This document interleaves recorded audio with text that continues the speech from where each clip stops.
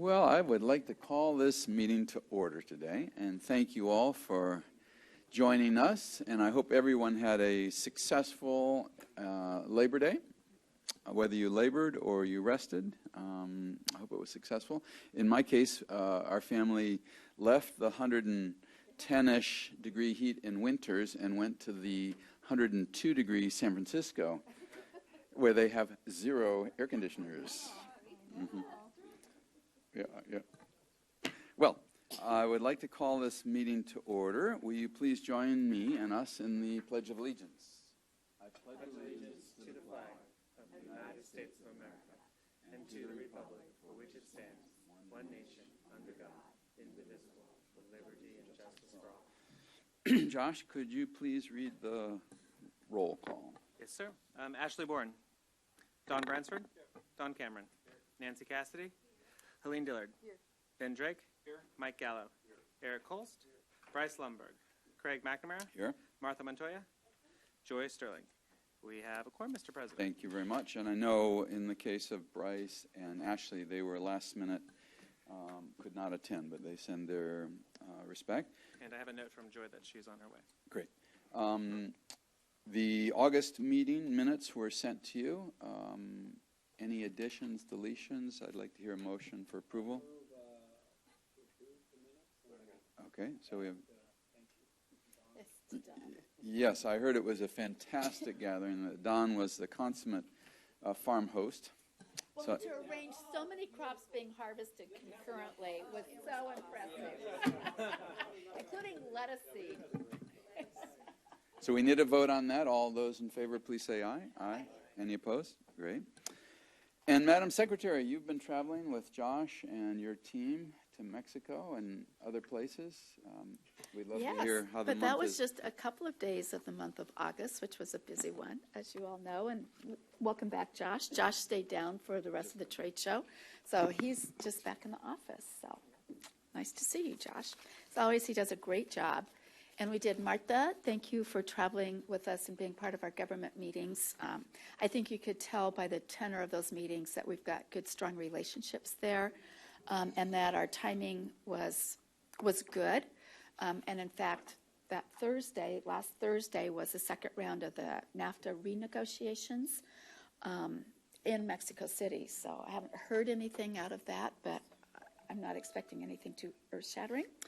And I haven't heard anything this week, but I certainly got the alarm bells rung on the potential of pulling out of the Korean Free Trade Agreement, which would be very troubling overall, it's been a positive for California agriculture. So stay tuned for that one, too. How long have we been in that?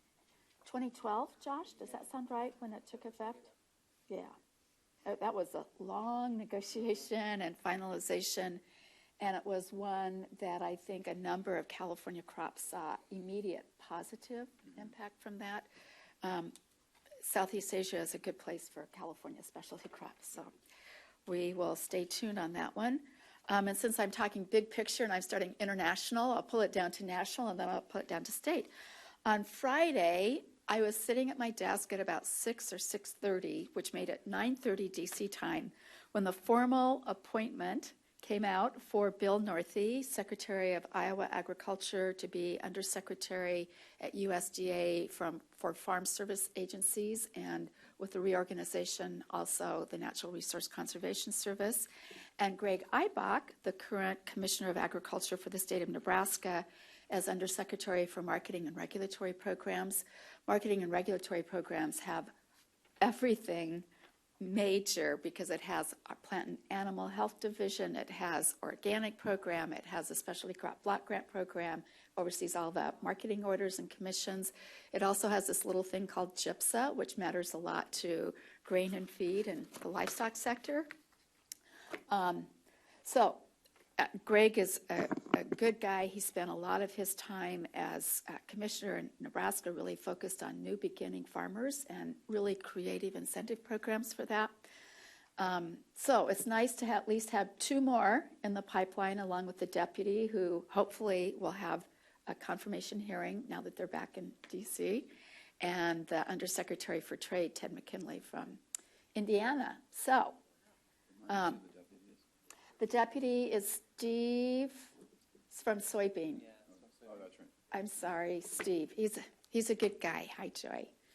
I'm sorry. You know, if there's all ag commissioners from other states, I got it right here. Steve, he's the current CEO of the U.S. Soybean. Yeah, okay. So that's what's happening there. And I think we sent everybody a copy of our Farm Bill letter. It did get finalized. It went out after the 2 hearings that I attended, one in Modesto, where the chair of the House Agriculture Committee hosted a 4-hour hearing and announced at the end of the hearing something people rarely witness, which was 5 members of Congress who did not make any comments until the very end. So how about that? It was a good listening session. There was a follow-up one that was blessed by the House chairman in Salinas the following Thursday. It was about a 2.5-hour hearing, and that one had Ranking Minority Member Colin Peterson, Jim Costa, and Jimmy Panetta were overseeing that one. And later that day, I attended the 10th year milestone of the Leafy Green Marketing Agreement, which is, to me, a pretty remarkable model of an industry in the heart of crisis coming together and asking government to help them form a rigorous, and I do mean rigorous, food safety program. Anyone who's had a chance to go on a tour and be in the field to see the kinds of audits that are occurring and how any person in the harvest crew or in the packing house can have an auditor ask a question and they know what they're doing and why they're doing it. It has truly transformed an industry for everyone to be thinking food safety, all the time. So it was a real honor to be there for that 10th anniversary milestone of the new program that is pretty well aligned now with the FSMA, so it's a good place for us to start. Earlier this month, we have reorganized. The cannabis program is so large. We stood it up inside of inspection services, but it's not fair to everything that's there and cannabis to give it the attention and the support structure that it needs. So we've recreated Cal Cannabis Division, and I named the division director for that earlier this month. Richard Parrott comes to us with 23 years experience at the Board of Equalization, where he oversaw assessment programs and tax collection programs on tobacco and those kinds of things. But I really like his focus on people and bringing people together and investing in our people and, having good succession plans. So that'll be great. The staff that is there is fantastic. They've done so much to get us up and going, and I think this is the right kind of support and mentorship that will really benefit all of the staff that are there. We have also this month, as a result of the negotiations, the issues and the unique issues facing the food processing sector in California, given the cost structure that some of our new programs bring to them without the ability to pass it on, and more importantly, that many of their competitors across the country are not sharing the responsibility for some of those costs, really came through during our negotiations on extending the cap and trade program. And so we have now held our first food processor task force as part of a robust agricultural sector in California. We need to have food processing in addition to the production. And we are standing up 2 task forces for that, one that will focus on the technologies for emission reductions, and this is greenhouse gas emission reductions in addition to criteria, air pollutants, and other toxic pollutants that we can get win-win-win if we focus on the right technologies, as well as one on investment and incentive programs. There are many programs that are out there, but they're not tailored to the unique circumstances of the processing sector. So that's something that we hope to have a report of recommendations on by the end of this year. The Strategic Growth Council 2 weeks ago voted on the final criteria for a new program called Transformational Climate Communities. It's about putting enough money into one spot to truly transform a community around affordable housing, transportation, workforce development, a truly comprehensive, integrated approach. I'm excited about the projects that could be proposed out of this, several that are already well organized. And I'm excited because it sounds great on paper to make things work in an integrated way, and to understand the process that we must go through to have everyone in that community included in that process. And I witnessed that from the testimony from Fresno and LA in particular, of how everyone in that community, through a 2-year, collaboration, I've always said, is messy and tedious, but the results are more long-lasting. To hear people testify to 2 years of how they've come together and people feel ownership for that kind of development. So just the process itself is really doing some good things at the local level. Could you, before you get off, could you just talk a little bit more about the scope of the community? The scope of it is to really be as comprehensive as possible in thinking through what is a sustainable community, and especially some of our disadvantaged communities. How do we bring those people together on a community plan that works for them, works for the larger city, brings people together around affordable housing, the transportation needs of that, and the workforce development. Oftentimes, we're doing these things, and we build great office residential here, but we don't have the mass transit or whatever it might be. And so this is a more comprehensive way at taking a look at a community that right now has a lot of hard knocks, and really understanding from that community what all it takes to invest in that and give it a fair shot. Yeah, Joy. Who gets chosen to be a transformation? A lot of Just it, ask our board members to turn on your mic so that everybody can hear. Thank you. so a lot of it is selecting with your feet and investing in the community to come together to put together a proposal. It also is tied to those communities that have updated their general plans. This is going to be a very critical component of this, because all general plans are to address climate resiliency and have climate aspects to it, which I might add includes farmland conservation, part of a strategy. So those communities that have already doing that planning, we talk about farmland conservation a lot, but there has to be planning that goes into that. And you have to be intentional about what you're accomplishing with that.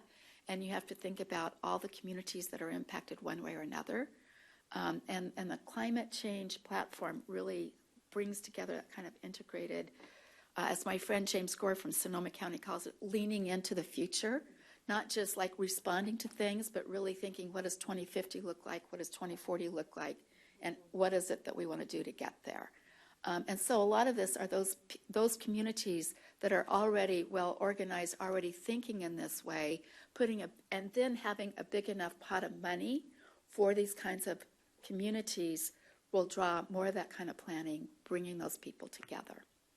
So right now, the ones we've heard from so far, and I don't know that there will be others, Fresno, South Central LA, Ontario, and then there's the other one. I'm looking at Jenny because we've sat through all these meetings, and there's a fourth one in the Inland Empire, but I can't remember right now, are the ones that have been most vocal through this process. It's a very interesting approach to land use planning. So our board letter really helped support all those efforts, right, that we wrote?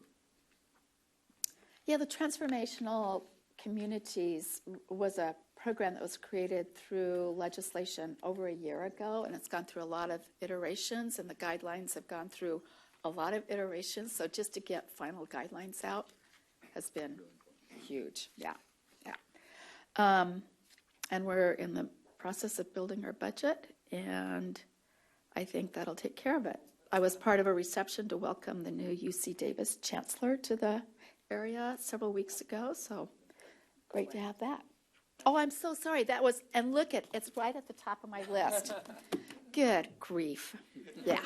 The biggest thing I spent a lot of time on, besides trying to come up with some solutions for drinking water, which they have a package, and now we just have to hope it comes through on 6/23.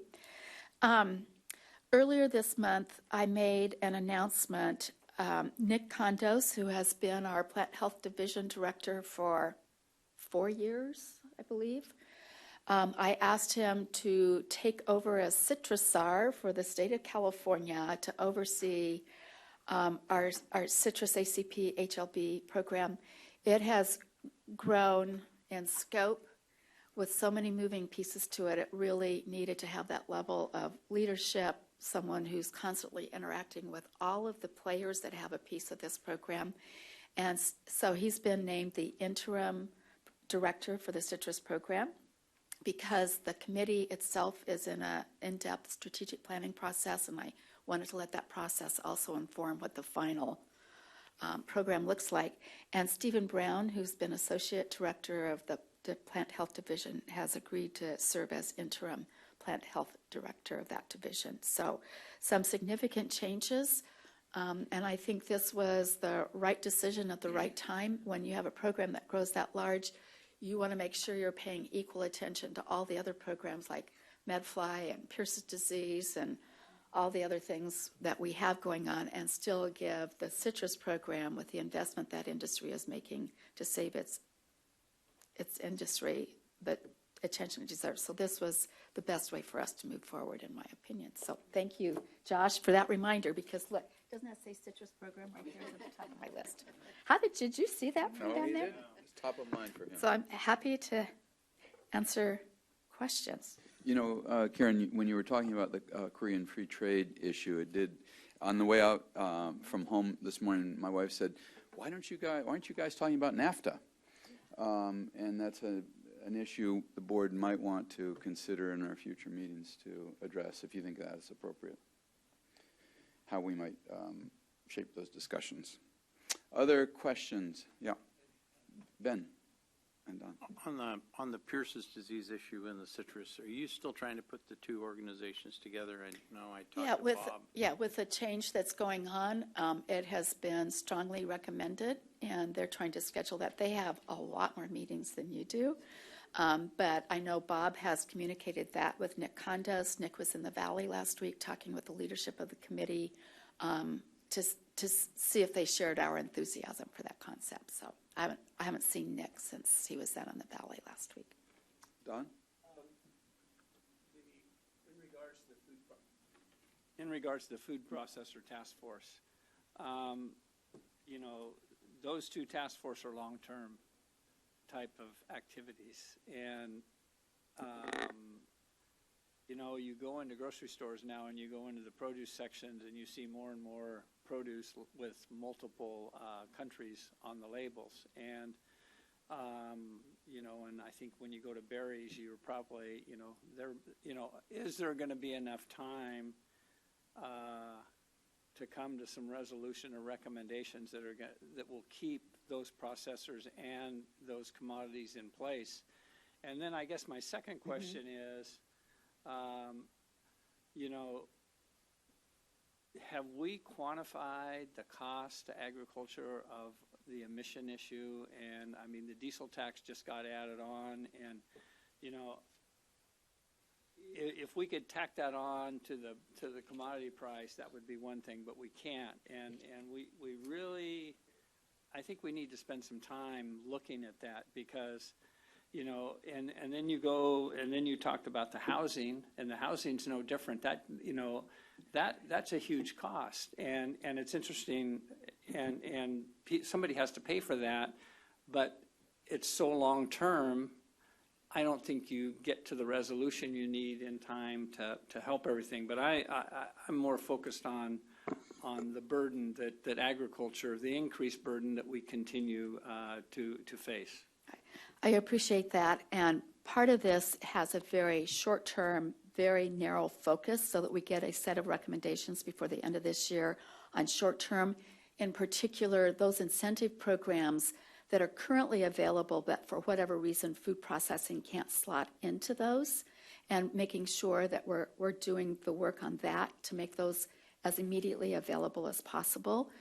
And it could be that there'll be a standalone program, because these are covered facilities that are in the cap and trade program, but there are also facilities that are in the new air quality monitoring program that was also passed around toxic and criteria air pollutants. So really focused on, is there technology currently available that we'd want to move up for funding? So it's going to have a set of very short-term focused recommendations on that piece, knowing there will be longer-term pieces that will lead to, we just need additional research on this. So once again, this is a task force that is made up from the governor's office, the Office of Planning and Research, the governor's Economic Development Office, the Energy Commission, the Air Board, the Public Utilities Commission, and CDFA, so that we're getting that cross look at all of the tools that we have, can identify gaps that actually need some research, which is what CEC does, or demonstration projects in addition to the programs that are now at ARB, and also to inform the PUC as they go through. They may be in the midst of their process, as you know, is very long, but also they're very engaged on things that they need to be considering in all of their processes. So we're not just looking at one thing, we're looking at the whole menu of what's available and who's got a piece of that. With regard to the ag situation, I look to this board to help us with that. I'm also looking for funding to do some more economic analysis, economic assessments. We don't have that funding in our budget. One of the opportunities we have is just because of the increase in taxes, a certain amount of that comes back to the department as unclaimed gas tax and refunds that are not claimed by the farm community. That will increase the amount that we have at the department in the future, but we don't start collecting those taxes till November, so we're looking at another year out.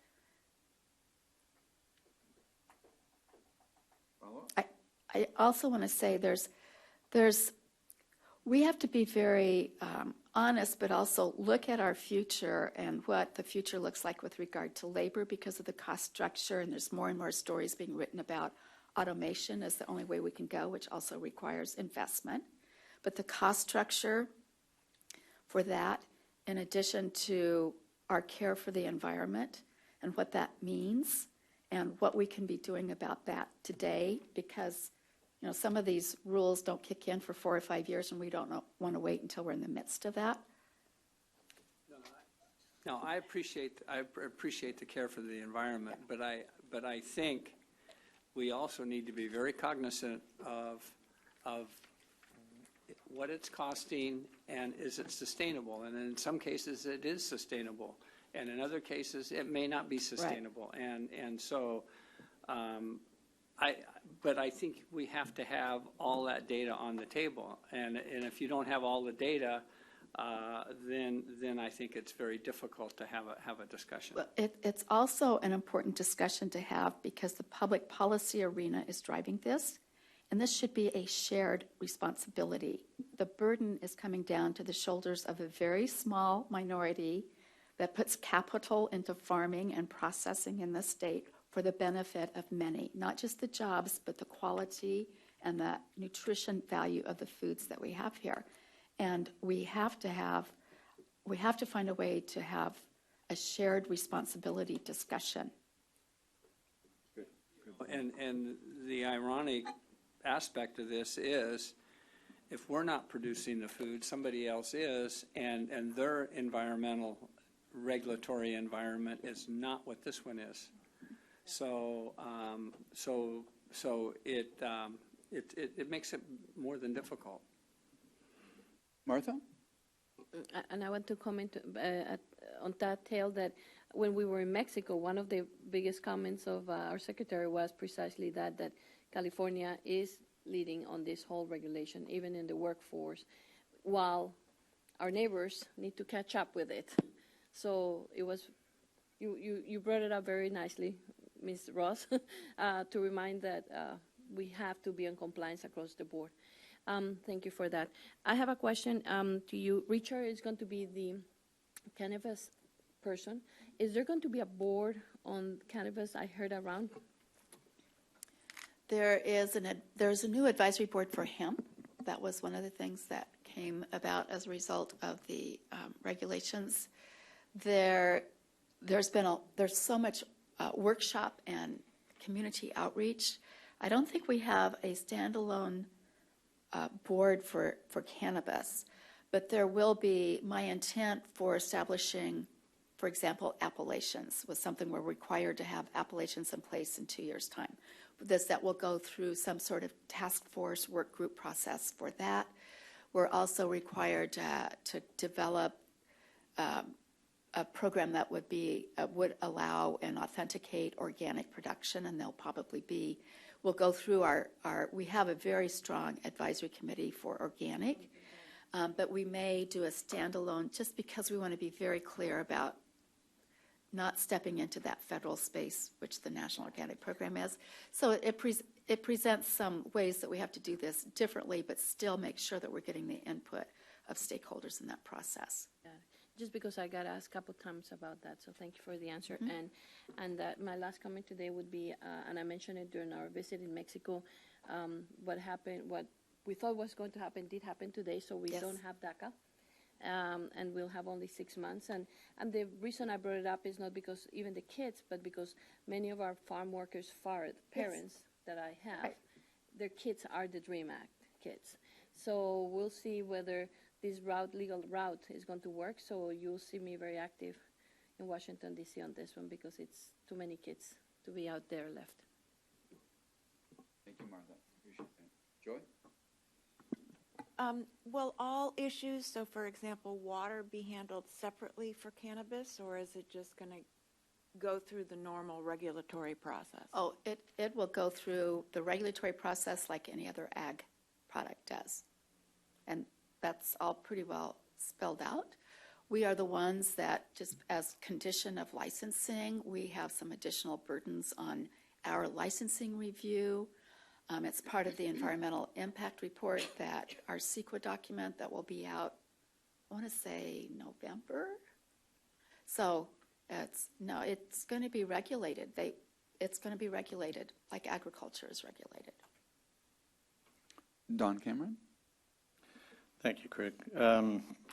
We brought up the Korean Free Trade Agreement and NAFTA. I really believe we ought to weigh in on this. This affects California farmers and industry in such a big way. Now is the time that we need to get our voice heard, and I would recommend that we send letters both on NAFTA and Korea as soon as we can. Okay, thank you. I'll make that as a motion. Further discussion of Don Cameron's motion? Where do you want to send it? I mean, do you want to send it to the congressional people? And, Yes. I mean, the president. And our congressman. Any further discussion? All those in favor, please say aye. Aye. Aye. Any opposed? Thank you. Josh, another job. Other comments, questions for Secretary Ross? Yes, Nancy. I just I wondered. stimulated so much discussion. I wondered where you went in Mexico. We were just in Mexico City. I was only there for 2 days. California Grown was the purpose of our trip because there was a big, huge food service show there in Mexico City for 4 of the 5 days last week. And so it was a great platform for California Grown. We did a media breakfast with Consuela Herrera, who loves to cook with California ingredients. She's adorable. Great. She's a chef, and I asked her if she has her own Food Network program. She goes, I would like to in California. And it's like, I would like to have you come to California because her enthusiasm is it's terrific. So that was the main purpose, but it was also a chance for me to reconnect with some of our friends at Sargapa. We hosted the Secretary of Baja Agriculture one evening, so it was good, yeah. Ben, final question. So I know I sent you a note about 623, and I was curious on whether or not we were ever going to have a discussion here, because I also wanted to have a discussion, which we didn't really have one, on the overtime issue. And it really impacts more than agriculture in the valley when you start taxing every resident in the state of California, because there's a few water districts in the state that haven't been able to take care of some of the problems. And, I don't know how many water meters are on rice growers, but, my residents that I have to charge for water are going to be paying, and I don't feel it's equitable between agriculture and the rest of the customers in the state to be paying. So 623 has been almost a 2-year negotiation between the agricultural organizations and the environmental justice community to find a common ground. It has an increase in the fertilizer tax for a 15-year period of time. And part of the balance of that package is, as long as you are in compliance with your irrigated ag land programs, you are protected from enforcement under Porter Cologne, which was a very big and important piece for the ag community. There's also a new fee on dairies as part of the agricultural portion of what the problem is. There are almost 300 drinking water systems that don't have safe drinking water. Some, but not all, can be connected to other systems, but this has been a decades-long problem, like 30-year problem, that finally has people willing to step up and find a solution for. There is also the issue that it's not just nitrates, it's also arsenic and chrome-6 and other pollutants, and that cleaning up these systems helps the entire water system. The polling shows that this is an extremely important program for the general public. It polls very well. The assessment on homes is less than $1 a month. I think it's 92 or 93 cents. The large water users is $3 or slightly less, and industrial is $10 or less. It is great to say that we'll get more federal funding. If anybody believes that, I'd like to walk the halls of Congress with them. We get a good stream now, and we have to protect that. Saying that we can do this problem with bond funds ignores the fact of what bonds cost the general fund on debt repayment every year, and it does not address what hasn't been able to be solved before, and that is the operations and maintenance portion of getting these systems corrected and finding a long-term solution.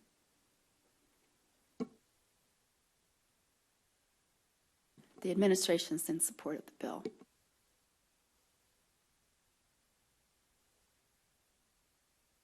So is that passed and signed? No, it's struggling. This is a year of a lot of 2/3 votes. Okay. With that, let's begin today's focus and attention to farmland conservation. Thank you for joining us. We have several speakers and panels that we want to welcome today. And if you'd please join me in welcoming Catherine Lydon and Suzanne Haig. They are our first speakers, and let me just properly introduce them. Catherine is the Assistant Director of the Department of Conservation's Division of Land Resource Protection. In this position, Catherine guides the implementation of programs to help Californians make wise land use decisions regarding some of the most productive farmland and diverse open spaces in the world. And Suzanne, welcome. Suzanne is an urban planner with over 15 years of experience in community revitalization, housing and real estate development, land use planning, and architectural design. Her work has spanned federal, state, local, and neighborhood levels. Currently, Suzanne provides leadership to the California Strategic Growth Council in implementing and developing policy. Thank you both. And Catherine, would you like to lead off? You've got your mic there. Let's see if it works. The test of microphone. Okay. Perfect. Oh, that worked. Thank you. Okay, that really worked. Okay, well, thank you so much. It's an honor to be here and to be able to speak with you about one of my very favorite topics, which is California farmland conservation. So I am the director of the Division of Land Resource Protection, and we manage most of California's farmland conservation programs, including the Williamson Act, which you know is the oldest of California's farmland protection programs. We manage both the California Farmland Conservancy Program and the relatively new Sustainable Agricultural Lands Conservation Program.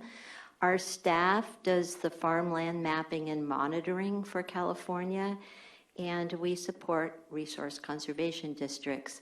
And in light of Secretary Ross's comments, I'll also add that the Department of Conservation is working with the Strategic Growth Council to implement the Transformative Climate Communities program. So I've been on my job for 8 months, and I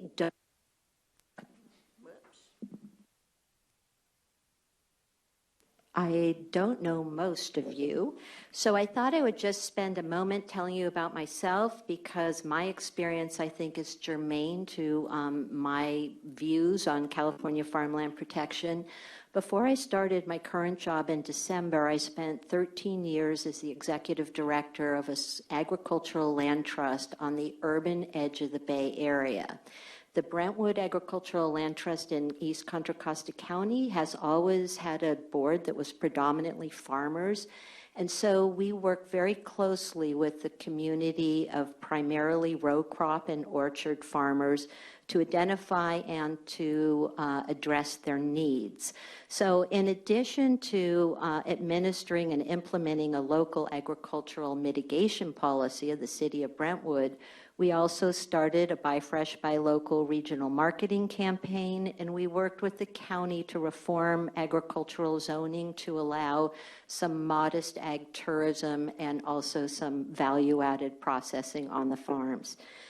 And so I come with that perspective of having worked at a very grassroots level on agricultural conservation. Before I did that, I practiced law at a real estate law firm where I did public finance law. So I work with local governments and property owners to issue tax-exempt debt for public infrastructure and public projects.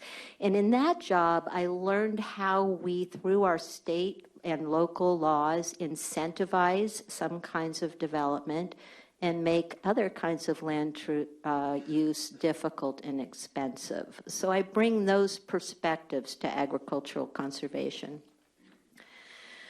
So I guess the most important thing that I want to say today is that I believe that California farmland conservation is really in its infancy, and that we are right now at a remarkable moment of possibility, and that our efforts as agricultural conservationists are about to come of age.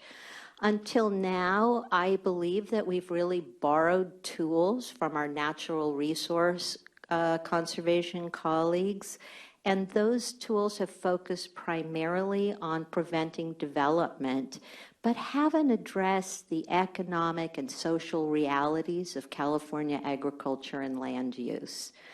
And additionally, although California agriculture, as you know, is a $48 billion industry that produces almost half of our nation's fruits and vegetables, until recently, we've been working with a very, very small amount of money compared to the money that's been devoted to habitat and natural resource protection.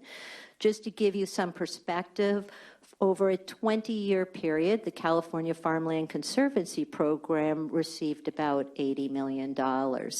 And so I don't think we have to think too long and hard to realize that $80 million over a 20-year period is not going to protect our agricultural resources.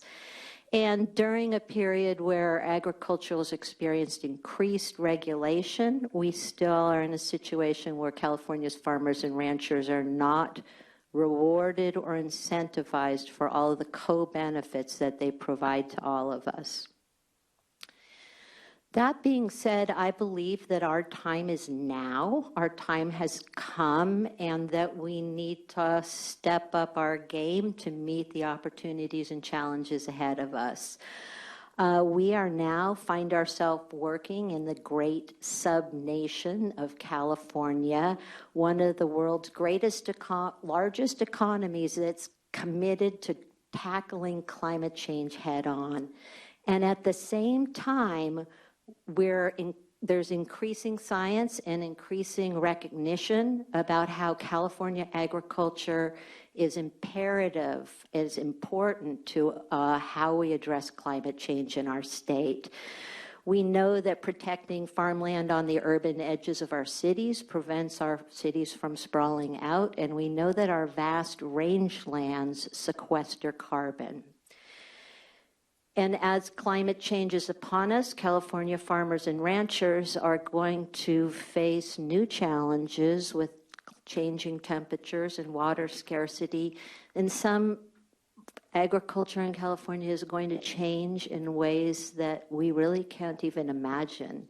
And so all of that makes our work all the more important right now. So I'm going to spend the rest of my time telling you how we're approaching these new opportunities and challenges in the Department of Conservation. Excuse me. First and foremost, we're scaling up, we're building our competency, we're increasing our efficiency, and we're thinking deeply with our partners about policy issues. While the Department of Conservation received $80 million over a 20-year period, in the last 2 years, we received $45 million through the Sustainable Agricultural Conservation Program. We anticipate another $16 million this year. Cap and trade has been renewed, and the first auction was very successful. So I think we can anticipate continued funding through the SALC program. And clearly now we're processing 20 to 30 agricultural easements a year as opposed to a couple. We need to scale up our endeavor. We need to establish more efficient procedures. And we, in addition to building our own capacity, we need to ensure that the capacity of local land trusts, local governments, and resource conservation districts are also up to the task ahead of us. Now, as I mentioned, it's my experience and my belief that we've been using tools, primarily conservation easements, that prevent development. And I think that those kind of tools are best used in natural resources where we have a very bright line between human uses and natural uses, whatever that is. And but that my experience, and keep in mind, I worked in an urban edge area with very intensive irrigated agriculture, so row crops and orchards, that those tools don't work particularly well in that kind of a setting for agriculture. Agriculture is an ever-changing human endeavor that involves not only the land, but livelihoods and families, local economies, our very culture and history, all of the messy marvelousness of human community. And our tools are not addressing those. We need new tools that can address the unique and complex challenges and opportunities of California agriculture. And so at the Department of Conservation, we're thinking very hard about this right now. Once we get through evaluating our 29 SALC applications for this year, we'll begin working with our partners and convening with our partners to consider a few questions. One, for instance, how can we incentivize farmers and ranchers to adopt sustainable management practices and reward them for all of the co-benefits they provide? And how does this fit in with agricultural conservation? We're delighted that CDFA has rolled out the Healthy Soils program, and we hope that's just the beginning. I'll note that the SALC program right now values conservation easements by the number of vehicle miles prevented because development didn't occur there. I would like us to have a more robust way of quantifying and rewarding the benefits agriculture produces. I think it's also time that we break down some of the silos between conservation and management. How can we combine management incentives with our conservation easements and with the Williamson Act? And I think we need to also think, and I know people are, about what it means to protect land in perpetuity in the face of climate change. We know that we need adaptive management of our land. What about adaptive conservation? Folks are beginning to talk about new kinds of agreements that will allow us to adapt to changing weather and availability, water availability. I think we have an important question that we're being tasked to answer and urged to answer, and that is, who are we protecting California farmland for?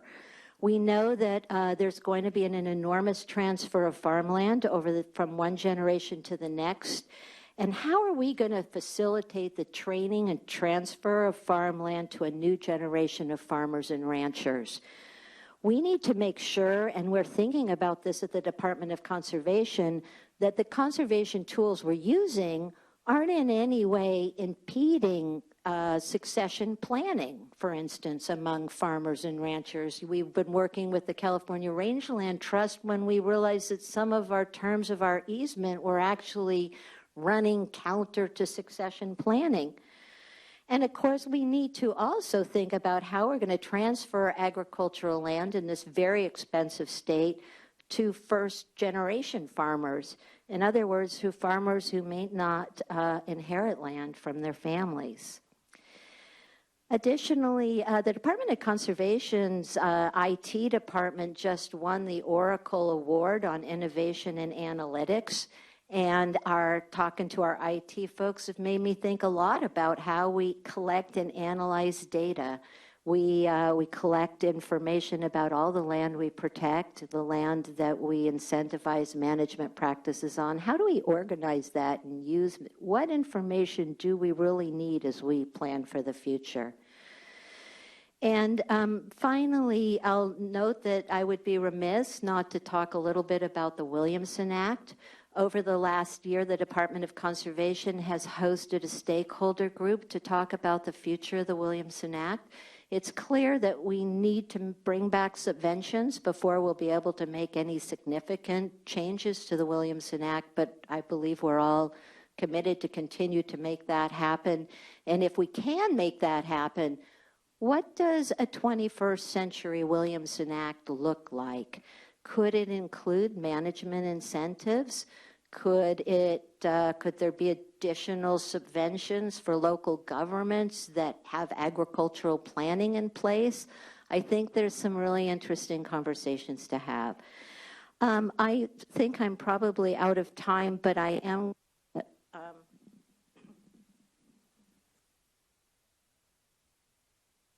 going to close with one other thought, and I was so pleased to hear about the transformative climate communities and that you heard a little bit about that.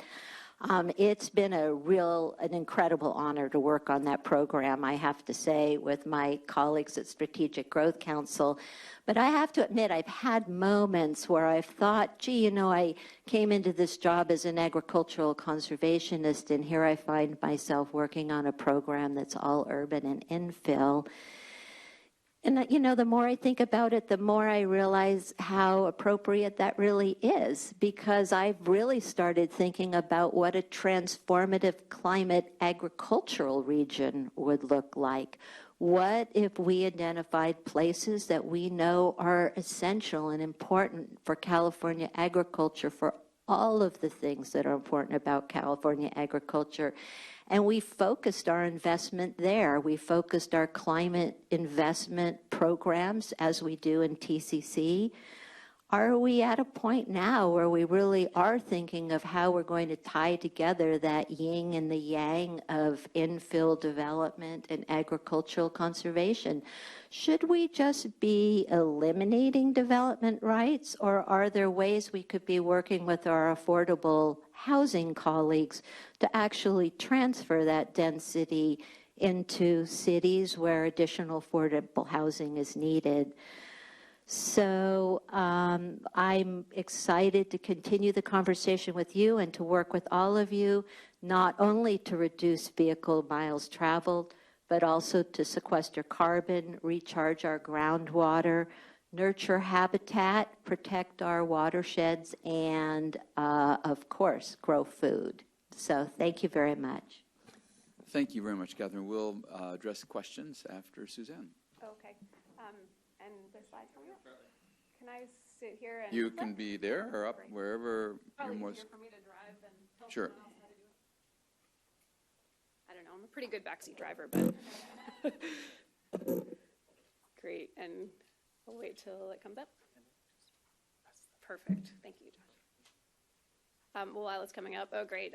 So Secretary Ross, Chair McNamara, thank you so much for the opportunity to be here with you today. My name is Suzanne Haig. I'm with the California Strategic Growth Council. I serve as the Senior Advisor for Community Development and Planning at SGC. I'm going to dovetail really pretty smoothly from what Catherine just left us off with to talk at first about some territory that's pretty familiar to you all, I'm sure, on conservation and conversion trends, and then transform into a little bit of less familiar territory around the urban side of the equation, as Catherine was describing, or sort of the other side of this coin of land use, conversion, and conservation.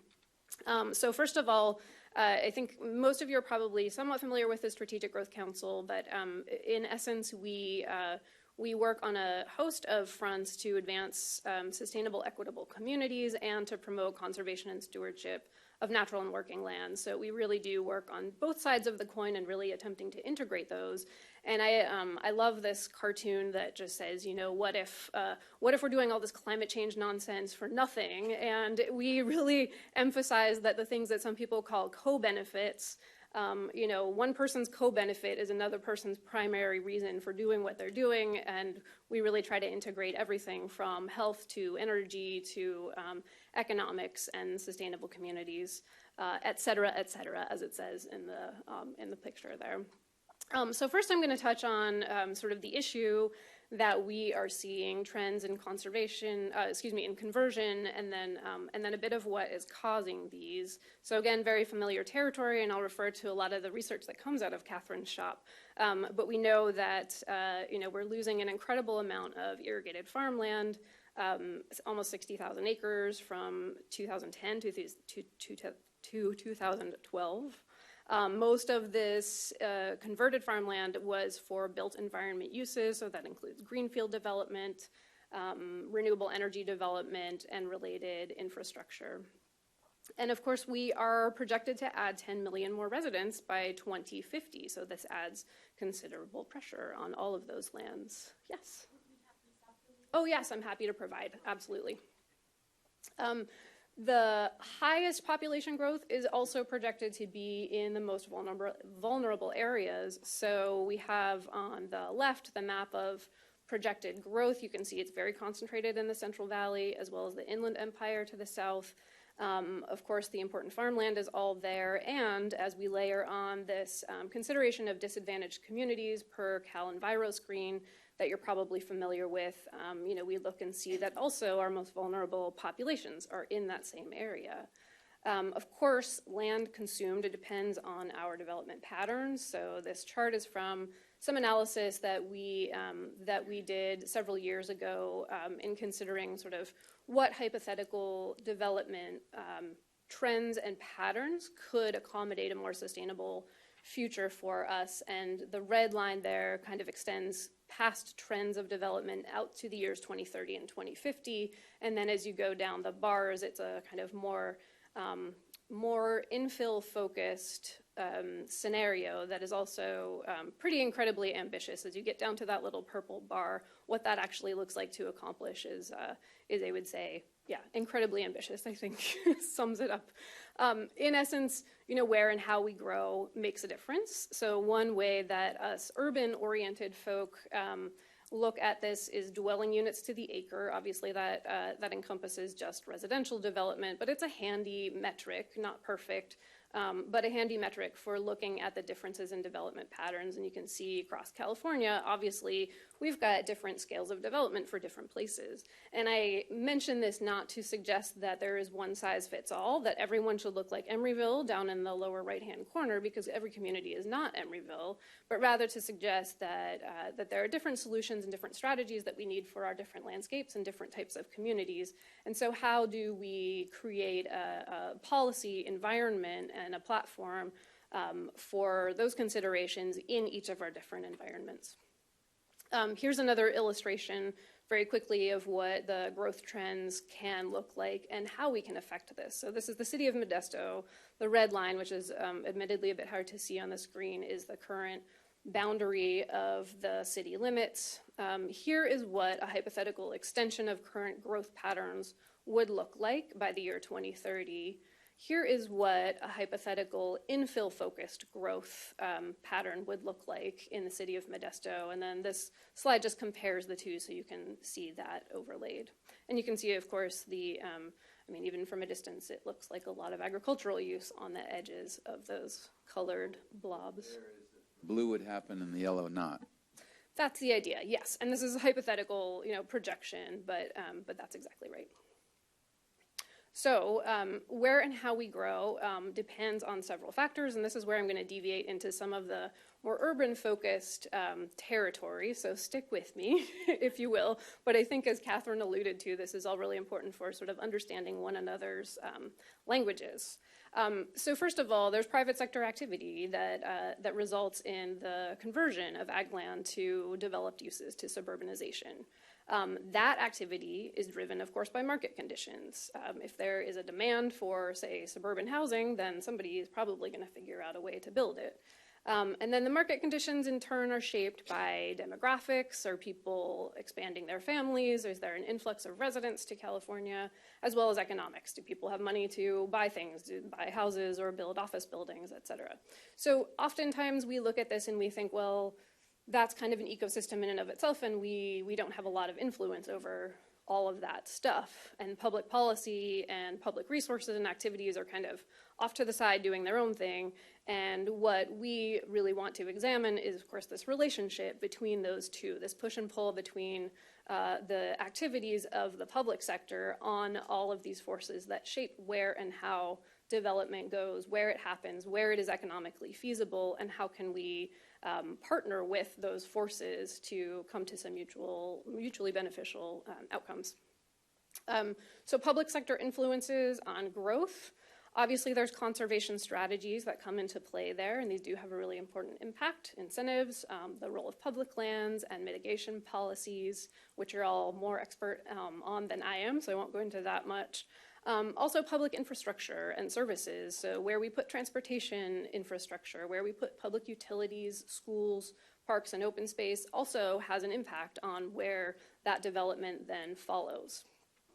And then public sector financial tools. So of course we have our grant programs, we have incentive programs, we have financing mechanisms for, again, the infrastructure that leads development, and we have an opportunity also to think about the role of all of these tools, how we are wielding them toward our common aims, or how they are, in some cases, actually contradicting what we are trying to achieve in terms of land conservation and growth.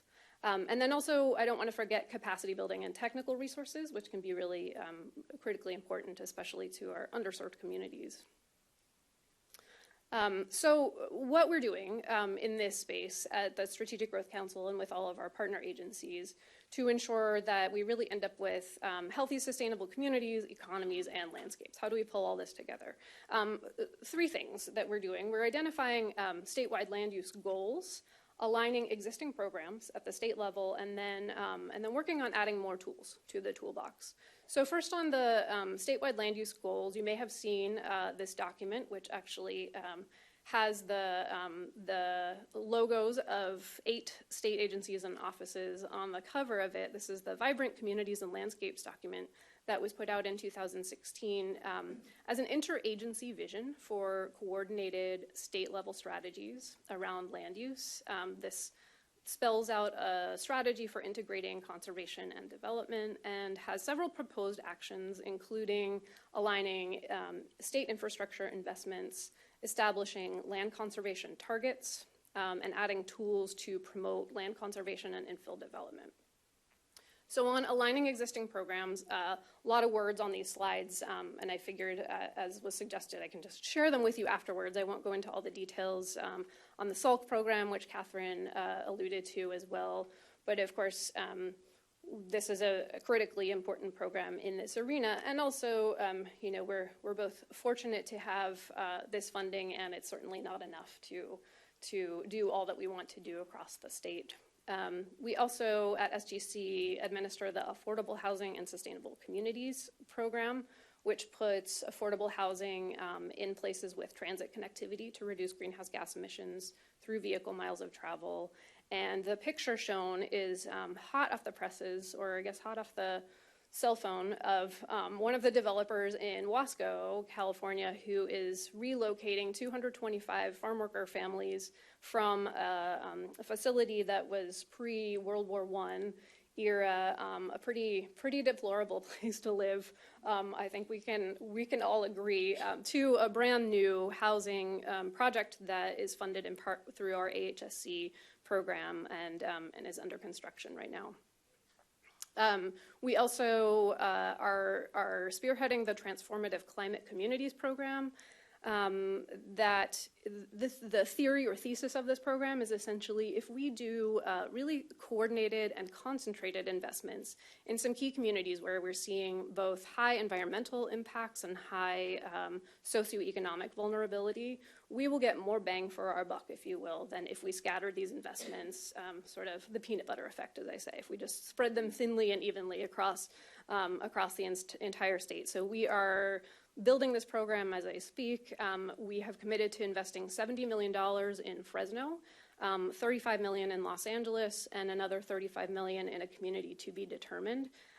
This is focused on very, urbanized and developed areas, but again, in the spirit of learning one another's languages and what the push and pull is, this is really critically important, an important resource because this is revitalizing existing communities that are developable, technically speaking, but are not seeing development because they suffer economically. They don't have the market forces to bring that development into these central cities. And so the infrastructure is there to accommodate some of those 10 million new people that we're expecting in the next several decades. But it's not going to happen without a really concentrated and purposeful intervention from the public sector in collaboration with these communities to make these places that can sustain that growth. We are requiring a 50% match from the communities. Mm-hmm. I also wanted to touch on the AB 32 scoping plan update. And again, lots of information in the slides. I won't go into it in detail, but this is, of course, the state's official plan for how we are going to achieve our greenhouse gas reduction targets. And the role of land use has been sort of a gray area in previous iterations of the scoping plan. We have been working really closely with the Air Resources Board and with many of our partner agencies to put a finer point to that in this current update. So this is a chart that was done by a third party, but the delta there, and it's not important to see the details, the delta there is whether we grow in a sort of more infill-oriented fashion or we continue existing current trends projected out. So you can see this has a really significant impact on our ability to achieve those targets. We are working really closely on the transportation sector side on infill development options. And I wanted to pause and just spend a little bit of time telling you about some of the examples of new tools in the toolbox that we are considering in this realm. I know you don't often talk about transportation probably in this room, but I think that, again, this has a really significant impact on this conversion trend that we're seeing. So we're talking about things like supporting the transfer of development rights in regional programs. What is the state's role in that? Several regions have these programs where essentially you can say, I have a right to develop on a piece of land that has either agricultural or natural significance. There's a program that can transfer that right to another place and give you additional development rights. So additional density, you can make more income if you put that somewhere else that is a more preferable site for that location. We're looking at low VMT housing incentives. So what if we had a public role in incentivizing where people live in the way that we incentivize, for instance, what kind of vehicles people buy? Would that, turn some of that tide of outward sprawl back into inner cities? Could we do a property tax abatement on the urban side, sort of an urban example of a Williamson Act where we're incentivizing neighborhood improvement, again, to get those infill areas more ready to receive development?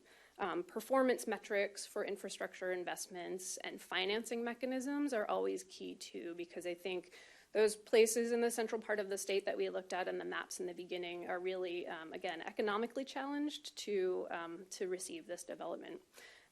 There's also a working and natural land strategy for the scoping plan, which I won't go into in too much detail, but we're working really hard to coordinate those two ends.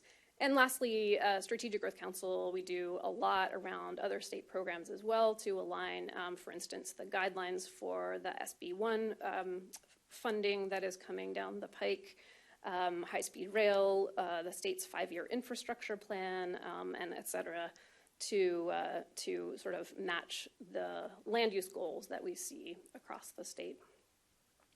This slide just sort of references the co-benefits, which I won't go into in detail. I'm sure you're all more versed in these than I am in some cases. So really looking at two sides of the coin, how do we marry these things together? How do we start to speak one another's languages, advocate for one another's interests in these areas of conservation and urbanized development, and really set the stage for the next generations to come. This is my contact information, and I'll make sure that I leave the slides with Josh as well. So thank you so much. Appreciate it. Well, thank both of you for a very positive outlook. I'm inspired. Are we learning new concepts from other states, other programs? Are we inventing things? Are we borrowing things?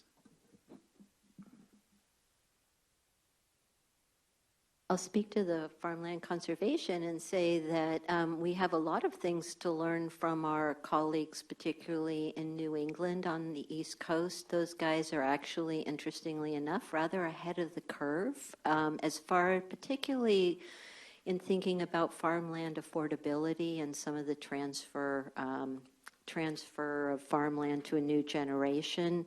Of course, the first land trust in the country was formed in Massachusetts back in 1890, so they do have a head start on us.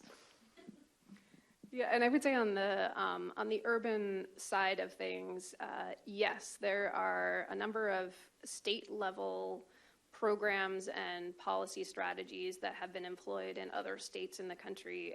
I sometimes joke that in California we like to say that we're the first and best at everything, and in a lot of cases we are, but I think this land use sort of integration area is one place where we can learn a lot from other states, both Western and Eastern. So yeah, I won't go into much detail except to say that we're actually putting together a small white paper on this topic with an organization called Smart Growth America to just sort of identify what are the policy lessons learned from about 4 decades of state-level land use related programs and interventions, and what's the future of that look like. Thank you. Karen? Just a specific follow-up. You mentioned other Western states, and my vision of most Western states I travel in is a lot of sprawl. So I'd love to know which Western states have some policies that could be informative for us. Mm-hmm. Yeah, I think both Washington and Oregon have some pretty great resources for us to look at, examples for us to look at. Of course, the political environment is always different, but in Oregon, they have about 4 decades of history with an anti-sprawl sort of policy framework that essentially puts a hard urban edge around urbanized areas and then requires the public sector in combination with communities to look at the data on growth and revise that urban edge as necessary every 5 years. So it's a very transparent and sort of data-driven process, and yet it holds the line pretty firmly on those urbanized areas. It's also not without controversy, especially in the area of affordability. There are studies on both sides of the argument that say that the hard urban edge may cause increases in housing cost, and then others that say, no, it doesn't, you're not looking at the big picture. And also, if you add housing plus transportation costs, in many cases, those communities are actually more affordable than if you sprawl, but then have to spend all of your income on your vehicle to get to and fro. So just one example that I think I would highlight, and happy to speak more about the others. They're really interesting. I'll note quickly that one of the things we've been looking at is Kings County, Washington has a fairly remarkable program that marries the agricultural and natural resource conservation with infill in the city. They've had a vibrant transfer of development right program for some time, and at the department we've been learning about that. And I'll just note that California is so unique, so any of these tools, we have to remember that we work in a state that has home rule. All land use decisions are local, and we live in a state with Proposition 13 and some very significant both taxation and spending restraints. And if I can just add quickly onto that point, I think part of the genesis of this white paper that I mentioned we're working on state level land use strategies came out of that, that recognition that California is a home rule state, and yet in a lot of instances we're having these conversations at a leadership level and in policy circles, and the response was this knee-jerk sort of, well, that's not our wheelhouse, we don't do that, we can't mess with local land use, and certainly we have the laws on the books that we have, and yet we want to be really purposeful about, as I was saying earlier, looking at what the public sector role is in that, and how are we sort of complicit in following those trends or in helping to shape them for the future. Don Cameron, and then Eric, and then Don. I've got a lot of questions. Don Cameron. Hi, Suzanne, I had a question regarding land use in the future. We're dealing with sustainable groundwater management in Fresno County, and we're seeing LAVCO become involved in the process as well. And we're seeing, there may be a connection down the road between does the community have the water to expand?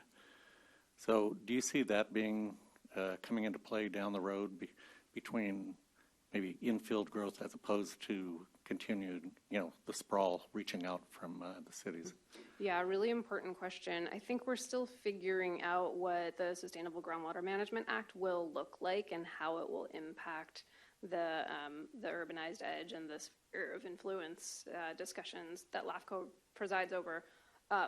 But I hope that there will be some marriage between those two, because we simply can't look at those things in silos from one another. I mean, obviously the urbanization has a huge impact on the groundwater sustainability, and so my understanding, and not an area that I spend a lot of time with on a daily basis, but my understanding is that in the development of of shaping the framework for SGMA, that many LAFCOs and many urbanized areas are exactly where you are in Fresno County, which is looking at that really closely, really hardly, and trying to give a sort of elevated role for LAFCOs and for the other sort of urban side of the equation folks to have a say in that.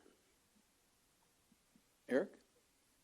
Yeah, Suzanne, I had a question about the transformative climate communities and the types of expenditures that are made into those. So in Fresno, for example, I think it was, I forget the amount of money, but what is it the county that's going to make those expenditures, and what are they going to spend it on? What are the appropriate expenditures? Yeah, sure.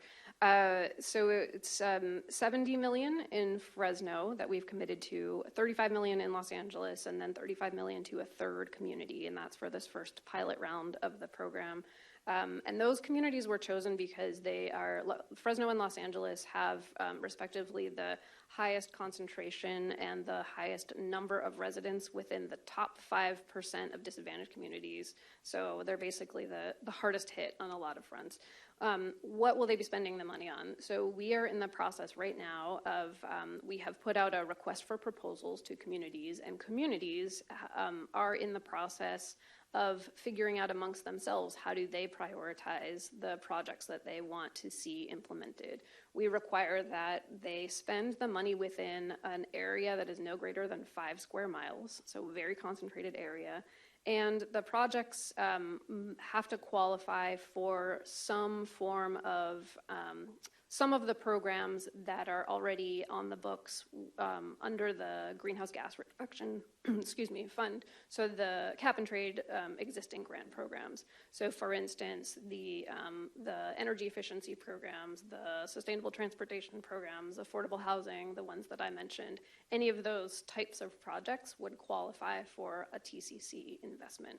We're expecting to see, and Catherine can say more on this as well, we're expecting to see a range of of things, and very much encouraging communities to look at several different project types in coordination with one another. So you have an urban greening component, you have a development housing component, you have a transportation component, et cetera. Do you want to speak a little bit to the conversations around the role of SALC in all of that as well? Well, I'm not sure I can speak exactly to that, but basically, as Suzanne has said, it's a way of just focusing a whole bunch of different programs in concert together in one place is the primary thing. I'll note that the other 50% match, there are also some very stringent requirements in the program for community engagement, which Secretary Ross alluded to. Community engagement, anti-displacement, the development that occurs can't displace existing residents. And those kinds of, an encouragement to work in additional projects that might not be climate investment projects so that you have a full complement. But the community engagement, that the anti-displacement all has to be paid for out of matching funds. Nancy, and then Don, and Ben. Well, thank you for your presentations. It's very exciting to hear positive things. I had two questions. First of all, what is VMT? And secondly, is Lancaster on the radar as a smart growth community? VMT, I'm sorry for the technic speak, vehicle miles of travel. So the way that we measure the greenhouse gas reduction from development projects is currently the quantification methodology is around how many vehicle miles of travel does that development induce. As Catherine alluded to, of course, there are many other facets of greenhouse gas reduction impacts to development. We could measure that a number of other ways, but that's how we do it formally at this point. So are you asking about the Transformative Climate Communities program in particular? The third community is going to be determined through a competitive process that is open right now, and it is open to the top 5% of disadvantaged communities as indicated by Cal Enviroscreen, and I am not sure if Lancaster would fall into that map or not. I would have to look back at the map to be sure. Happy to follow up with you afterwards. Don Bransford? Most of your comments have been focused on urban areas. Now, I live up in Clusa, so we're 60 miles up the road, and there have been a lot of developers that have looked at property up there, purchased property up there with the idea that they're going to build homes up there. I think, at one point it was like $1,000 a mile, so, from here to Clusa, $60,000 cheaper home. And if you look at the Bay Area, most of the workers are not living in the Bay Area, they're commuting in. And so do you get more bang for your buck by looking at these urban areas or looking out further and what the impacts are? Because, and as you showed on your diagram in terms of duplexes or homes, as you get into an area like ours, you can eat a whole lot of acres in a hurry because the land's so cheap. As opposed to land that's adjacent to the urban area. And then it's interesting also, I see the conflict that's happening in Oakland. You've had an apartment building that would be an infill project that's burned down twice mysteriously. There was another project where they were going to infill adjacent to a BART station, and I don't know if that's going to pass or not. So it seems to me the people that you're trying to help oftentimes get just pushed up the road. And so do you need to put hard boundaries on even rural communities as opposed to just some of these large urban areas? Yeah, it's here's another piece of urban plannerese is we sometimes refer to that scenario as drive to qualify, which, if you drive further and further out, eventually you'll find something that you can afford. But what impact does that have on families, and then what impact does that have on communities? In the Southern California region, the city of Palmdale has this incredible rate of It's about 2 hours into the city of Los Angeles, and more than 75%, I think, of folks commute that, 2 hours each way every day, and they're seeing these incredible impacts on children and on communities who basically don't have parents around because they have to drive so far. So it's an incredibly complex, sort of, you squeeze the balloon at one end and something else manifests on the other. I think, in short, it comes back to that relationship of the economics of land use that I was describing, and sort of what can we look to as the state for our role in how to shape that. But we're certainly not saying you can't do any development anywhere, anytime, because we know that we need to accommodate a growing population. It's sort of a fine line of how do we do that in the most sustainable way possible. I'll say one other thing, which is that I think the metric of you're going to have all kinds of vocabulary words to go home with today. We refer to the cost of housing plus transportation in sum as sometimes the H+T index, which is basically just saying, let's not just look at the cost of housing and forget that you have to have transportation to get there. But in some cases, that denser, more urbanized style of housing that is closer into the city may cost more to build, may cost more to live in, but if your transportation costs are very low, then maybe that's a win-win too, and we have to examine sort of both sides of that equation. Final two questions from Martha and Ben, please. My question is kind of a little bit awkward, but within all these programs, the famous urban planting or harvesting that was happening, like hydroponics, and is that integrated? And what I have seen, at least in Orange County, there's more growth of that, which is sustaining some restaurants locally and even supermarkets.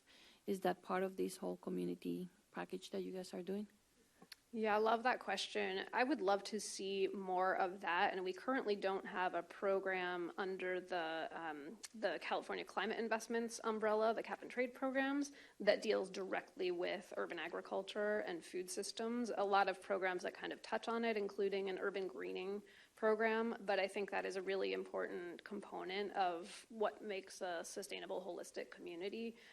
We certainly have seen other communities come to us pulling in additional resources. So as we're working in Fresno, there's a very robust community around food systems there, and of course they're bringing that to their conversations about our investments there. But I would love to see a stronger role at the state level for those kinds of things. And within that, I'm sorry to vouch on that, because I love that too, but what I see is the food safety component of it. That would be the added value or added investment within this package. Otherwise, we, the large ones who are shipping with under all the compliances, they are not. And locals are buying from that, even the supermarket chains are buying without that food safety component. So I would like you to check on that and be integrating that heavily on that. Sure, thank you. So I'm from Riverside County, and we've been a bedroom community. Going from Temecula into Orange County or into San Diego, we have people that drive through our community from Hemet.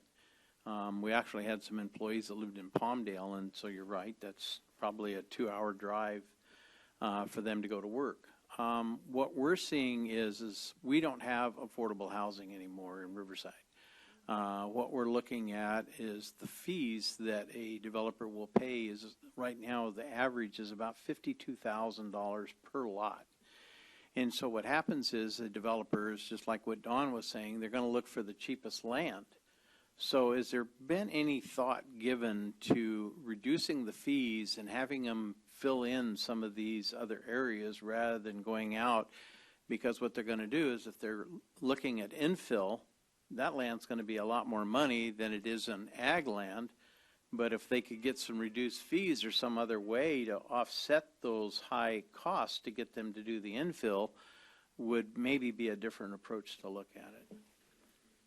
Yeah, I like to often talk about the math behind what makes development economically feasible or not, and that there's, of course, there's the costs that go into it, and then there's the income that you receive from it, whether you're renting or selling whatever it is that you're building, and then breaking down on both sides of that equation what are all the factors at play there? And when we look at the costs, there's the cost of labor and construction and land and fees and many, many layers to that cost side of the equation.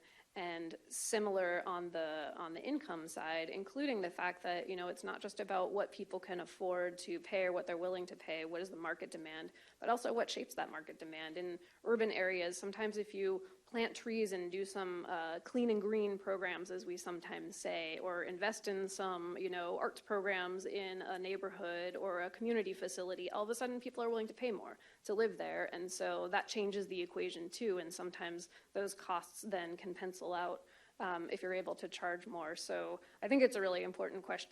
I think, of course, we have to look at what the fees are going to, and are we shooting ourselves in the foot if we're saying, never mind, don't pay those fees because we want your building, but then, oops, we can't afford to operate and maintain the infrastructure that's necessary for the community. So I don't know in Riverside in particular what the specific fees are and what their intended purpose is, but I do think it's really important to look at all those different facets in combination.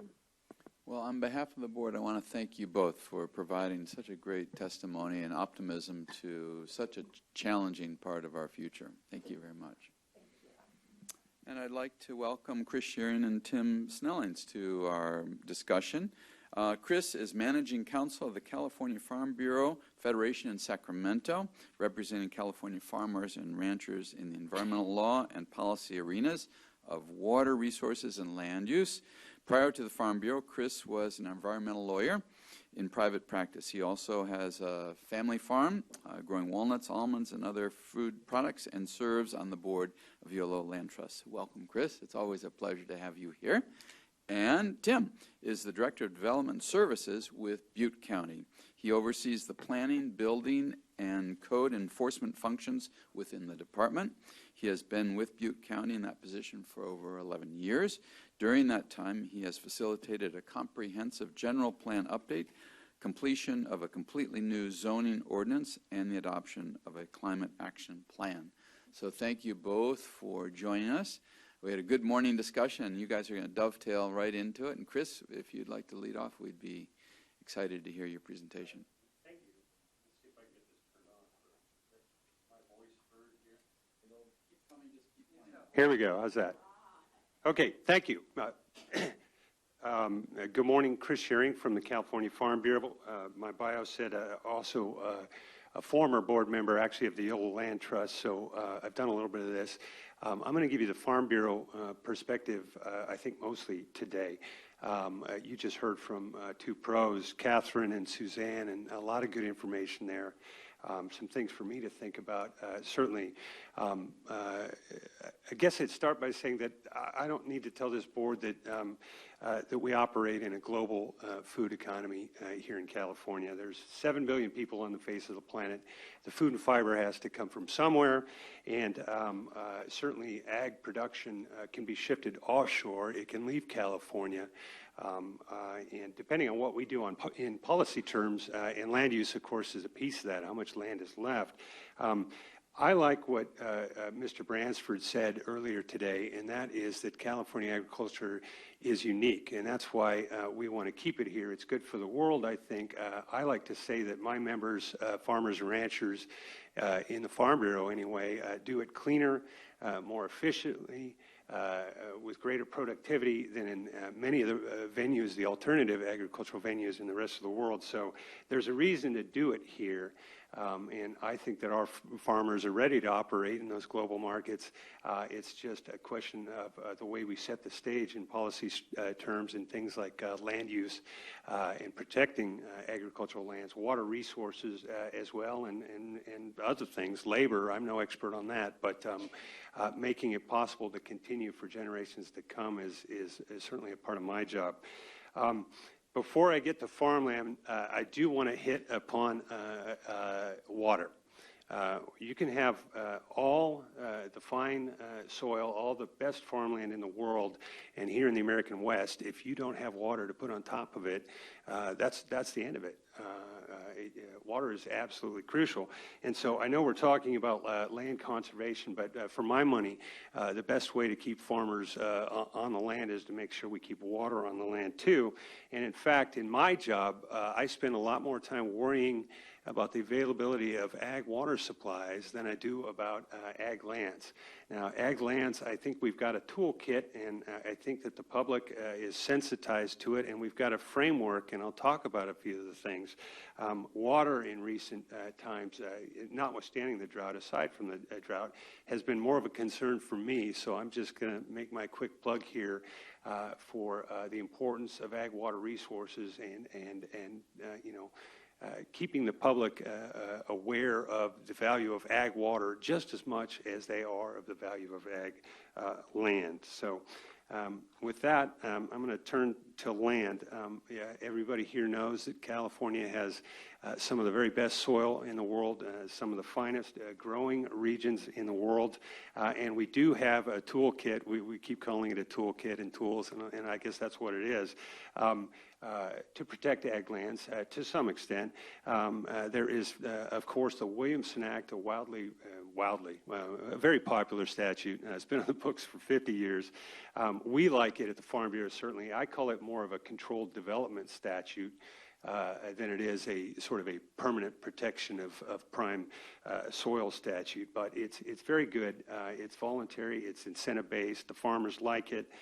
We got some funding challenges that I'll talk about in a minute, but the Williamson Act is a big piece of, I think, how we go forward. It was Catherine, I think, that said we need to think about what does the Williamson Act look like going into the future, and we certainly need to talk about that.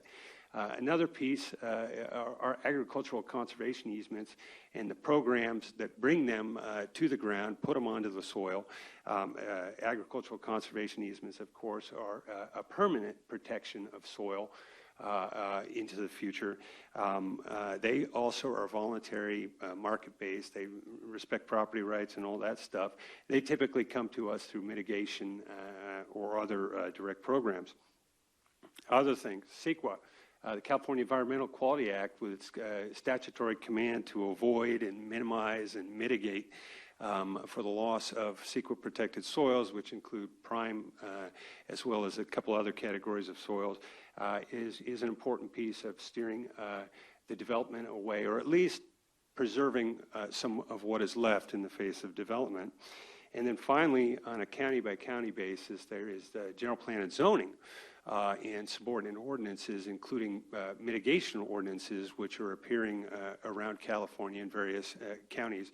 Mitigation ordinances, I'm sure you're all aware, they don't protect, they don't replace lost soil that's lost to development, but they do at least protect some other of what remains. Typically, the ratios we see are 1-to-1. The most far-reaching, most protective mitigation ordinance I've seen was enacted in Yolo County last year, which is 3-to-1.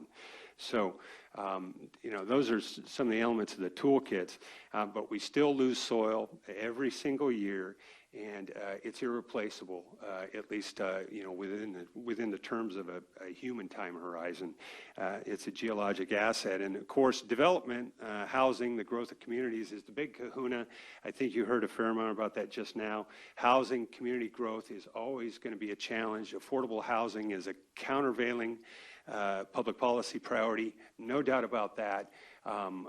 People need to be able to afford homes to live whatever version of the dream they want to live, and to simply shut that down is just a non-starter.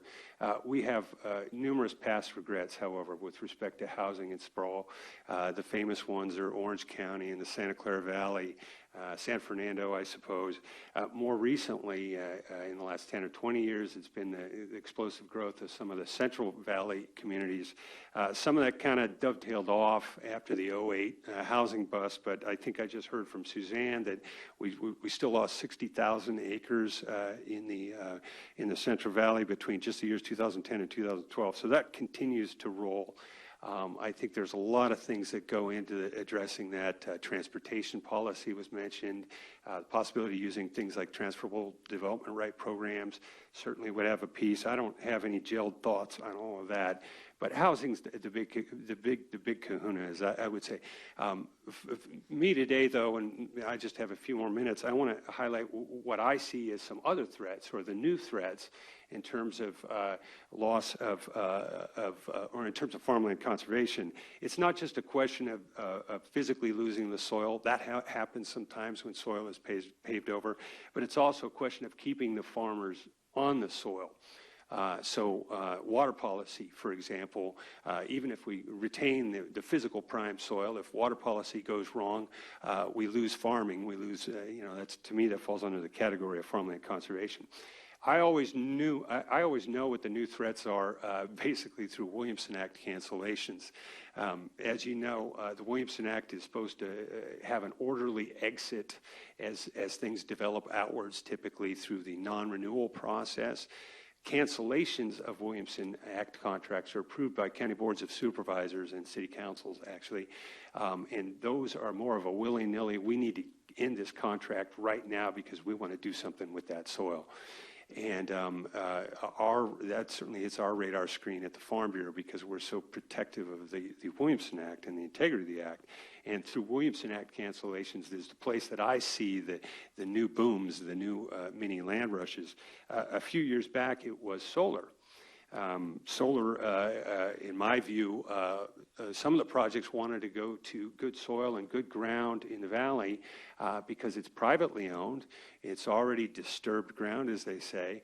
And in contrast to the high desert, where you have federally owned land or state-owned land and the lengthy species involved, Section 7 consultations, all that stuff, for a solar project, you could get it in business on prime ground in the valley because it was privately owned, and really you only needed to get approval from a local board of supervisors, and they could even actually, it turns out, cancel the Williamson Act contract on it for you. So for a while, that was a threat, I think, to some of our prime ground. SB 617 or 618, I can't even remember. It was passed a few years back by it was a Wolk bill, I think, and that I think has been helpful to try to steer some of those Williamson Act activities to marginally productive soils. But solar was there. The one that I've been talking about last year, aside from solar, the other threat is some of the event centers, wedding venues, tasting rooms, so-called agritourism ideas that are starting to happen as we densify the agricultural landscape in certain counties. Some of this is part of the Farm to Fork movement, which is absolutely a good thing. Getting folks acquainted with their agricultural producers, get them out to appreciate agricultural landscapes, the food, where it comes from. That interface is tremendously important. But for these development venues and event centers and things that are cropping up in the landscape, it's a question of scale and context. When it crosses that line from being an ancillary use of that agricultural land to a commercial use of that land that's just basically plopped down in an agricultural landscape, that's when we have a problem with agricultural conservation, as far as I'm concerned. I won't belabor that too much, but that's kind of the projects that I've been worried about this year. And then looking forward, there's cannabis, a bit of a mini land rush, at least in certain places right now. It's an unknown dimension for me. How is that going to fit in? It's certainly a different kind of agriculture with a different type of impact and interface with existing farmers and their ability to carry on what they're doing. So that's looking forward. And the final thing that I would want to mention before I run out of time would be the coastal zone. Coastal zone is a specific area of California, but most recently I've been working on a white paper that the California Coastal Commission staff have published, put out there, which would be pretty restrictive in terms of what our coastal farmers can do without a coastal development permit. That is, and there's another case I can think of in the coastal zone, aside from that white paper, where I've got a farmer that, because of the Coastal Act, might not be able to protect the loss of prime soil to river erosion. So there's some challenges in the coastal zone right now, and there are folks in the coastal zone that are fiercely protective of the environmental resources there. So that's an area for conflict. I'll just hit a few of my little solutions. Some densification of the agricultural landscape is inevitable. No net loss is not possible. We all know that, particularly with all the countervailing policy goals like affordable housing, the growth of communities. It's a question of scale and context, I think, and staying off the very best soils. For me, the solution set would include, number one, I think that Catherine mentioned this. The Williamson Act needs to be, we need to get the funding back into the Williamson Act at some point. The counties have been hanging out there on the Williamson Act.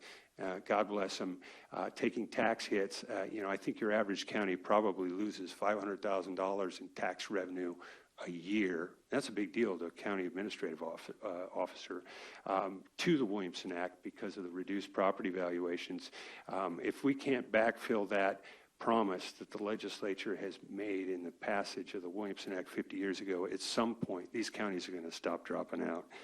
We need that. I think it would be good to have some additional guidance on compatible uses in agricultural zones under the Williamson Act. We've talked a little bit about that legislatively to assure that what happens in agricultural preserves is ancillary to agricultural operations and not just a commercial, free pass. Conservation easement funding, how you come up with money for that, big question. I don't know, but I do know that most farmers, if you give them a choice between selling their land to a developer and selling their land in the form of conservation easement, and it's no difference in price, would like to keep their land in agricultural production. So I would guess. General planning and zoning, green growth, infill, those things, of course, need to be supported. That's sort of a county-by-county question. Depends on where you are. Different counties feel differently about that, and there's a different cost structure in every county. Water supply planning, Mr. Cameron mentioned that. I think that's critical as SGMA gets rolled out and all that sort of stuff. And then to me, the biggest final thing I'll say is communications. We need to, people say this all the time, we need to do a better job of connecting our farmers to our eaters. We have 40 million eaters in this state, and the farm to fork movement certainly is kind of a part of the vanguard in that, I hope. Very helpful, but we need to articulate agricultural values, including the value of soil. I think that urban folks have been sensitized very well to the value of endangered species, thinking of those as part of the Earth's natural stock. I know many people in the urban areas that care a lot about salmon or smelt or whatever else. I don't think we've done as good a job as of articulating the value of prime soil, which to me, it's a geologic asset, but it's still it's part of the Earth's natural stock, and it's just as irreplaceable in the long run as species are. So communicating that to the rest of the world, I think, would be really helpful as we consider all these other little things we can do as policy matters to protect soil. So with that, I will end. Thank you, Chris, and we'll take questions at the conclusion of Tim's comments. I'm just really eager. Good morning, Secretary Ross, members of the board, staff. Tim Snellings, Development Services Director, Butte County. I do recognize that I stand between you and lunch, so I will be aware of that. First of all, let me just talk about Butte County. Where's Butte County? We are having a little bit of challenges in Butte County these days. We got a dam that has some issues, Lake Oroville Dam. The spillway, the emergency spillway. I think every gravel truck in California is in Oroville right now. We have fires. We have 2 fires that we've had in the last 6 weeks. Fortunately, the Ponderosa fire is about out, and the wildfire we're in the rebuild stage of that. Typically, I say that we're known for 2 things in Butte County. Sierra Nevada is a great, sustainable operation, craft brewery made in Chico. And actually, they're working with us on drilling a well right now, and they just never cease to amaze me on how sustainable they are as an agricultural commercial operator.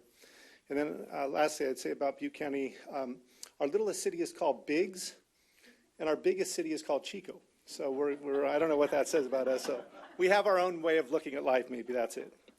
As far as agriculture goes, we're about a $770 million agricultural county. That was in 2015. 2013 was a big year. Prices were high. That was about $870 million. Walnuts, almonds, and rice. I say almonds. I don't know how you all roll here, but I know. I'm from Sacramento, so okay. Okay, so almonds, rice, and walnuts. And then there's our other big producers. What I'm going to do is, you've heard kind of big picture stuff. I think Catherine and Suzanne and Chris talk about state level, and I'm going to kind of bring it down a little bit into, I won't say into the weeds, because I do code enforcement, as I mentioned. I've been dealing with marijuana for 6 years, and I feel like the Department of Marijuana sometimes at the local level, because that seems like what we deal with so much.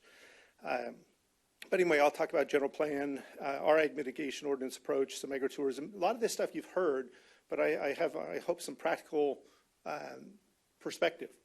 So in 2006, we started a general plan process. And a general plan, remember, is the constitution for development. So it carries a lot of weight. And when you want something to really happen in a county, it needs to be in the general plan. And so we had a very open public engagement process when we wrote our general plan. It took us 4 years, a little over $2 million, and we had over 100 public meetings, and we listened. And I'll tell you, the public came up with some really great ideas, one of which I'll talk about this morning. And it was clear that agriculture was going to be the dominant feature of our general plan. We spent hours literally crafting this vision, this guiding principle, and these 4 words that we're going to protect, maintain, promote, and enhance agriculture. In the board meeting, keyboard, and I mean, we're wordsmithing these things. And this was a very big, and this actually became a general plan policy out of our vision process. And then we have an ag element, which we had had before, but it was very old. We had never had a comprehensive general plan. This was the first comprehensive general plan that we wrote, pulling together everything into one document, which was fantastic. When you get into zoning, okay, in some ways, counties, we think we're done when you adopt a general plan. And the reality is that's not quite it, because zoning has got to be consistent with the general plan. And zoning is really the boots on the ground implementation of the vision and the policies and the action items in your general plan. And so the question of what's the minimum parcel size for an ag zone parcel? I don't know if you've wrestled with this or not, as far as sustainable, financially feasible for someone to operate. We were fine until we got the darn strawberry people involved with their little 2-acre operations making a good living. But in our county, it used to be 5 acres was the minimum, and we pushed it up to 20 acres through our general plan process was the minimum parcel size. That was a big fight. And that means we're not making any ag less than 20-acre parcels anymore in Butte County. Those days are gone. So it's really great. The issue of land use and development intensities, permitted uses, I thought it might be interesting. We have about 9,500 ag zone parcels in Butte County. 1,450 are in the Williamson Act, and about 470,000 acres land zoned ag, which is almost half the county. We're about 1 million acres in size, and about 218,000 of that is in the Williamson Act. And I'm going to talk about the Williamson Act in just a second because we're not happy. Chico Area Green Line. This is something that came in our planning process. This was reaffirmed. This is basically a local urban growth boundary, and this is a contested issue as well. But we had the sprawl happening that was pushing growth to the west of Chico into the prime farmland there is, and lots of subdivision, lots of residential development proposals. The response 30 years ago was this idea of urban growth boundary called the Green Line. That was debated in our general plan process, and it was maintained, and it continues on today. And that's a significant tool that we use in our tool belt to protect agricultural land. We also use this 300 ag residential buffer. Many counties have something like this. Essentially, if you're going to develop land adjacent to agricultural land, agriculturally zoned land, we require your residential development to stay 300 feet back from the property line of the ag operation. And we just had that tested at a board meeting a couple of months ago, or last month, and the development was shot down. And they'd asked for a reduction in that setback, and our board said, no, we're going to keep that 300-foot buffer. Another tool we use at the local level is clustering, and you may have heard of this. I mean, that's really the idea of density in one sense with the Emeryville photo. But in the more rural areas, the idea is, let's say you have a 30-acre site and it's zoned 1 acre. You can develop 31-acre parcels, or you can cluster those homes together and retain about 60 to 75% of the land as open space, even possibly working agriculture. I've seen that. That's out there as well. So clustering is a tool that we use at the local level that's really important. Chris mentioned ag mitigation ordinances. We're close to finalizing ours. We have the 2-to-1 ratio built in to our ordinance. And basically the idea is if someone develops 60 acres, they'd have to find 120 acres somewhere else. That's in agricultural production nearby to put into an ag conservation easement. Interestingly enough, the Farm Bureau hasn't really been behind this ordinance, and I'm still trying to figure out what that's about. We actually, I'll tell you, our general plan does not really allow agricultural land to be converted to residential uses. That's just not, it's a very high bar of findings that have to be made to do ag conversion. So we have residentially zoned land, that's where the development is happening, and we push the development into the cities, which is where it belongs. Habitat, this is not so easy of an issue for us. You know, habitat in some ways in competition with agriculture.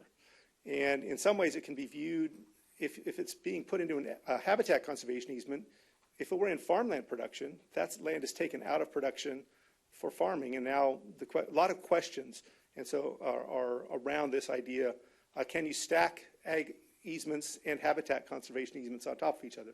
That issue, we haven't got an answer to that one yet.